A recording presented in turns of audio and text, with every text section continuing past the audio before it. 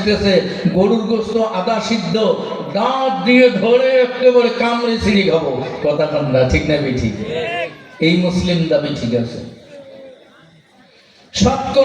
শতকরা নয়, হাজারে একটা কোরবানি বৈধ, বাকি সব গোস্ত খাওয়ার ধান্দা।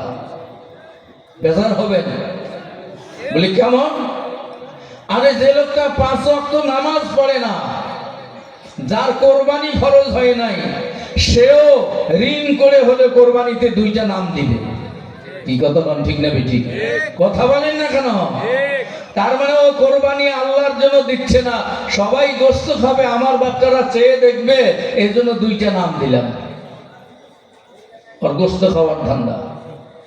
আবার গ্রামে কিছু আবার বুদ্ধিজীবী আছে, 2 ভাইয়ে কৃষক, 2 ভাইয়ে মিলে চিন্তা করছে একটা নাম 20,000 টাকা, এত টাকা তো নাই, 2 ভাইয়ে মিলি 10,000 টাকা দিয়ে একটা নাম দেব, তোমার নাম দিবা একটা নাম, মানে বড় ভাই তোমার নামটা দিবা, টাকা আমরা 2 ভাইয়ে 20,000 দেব।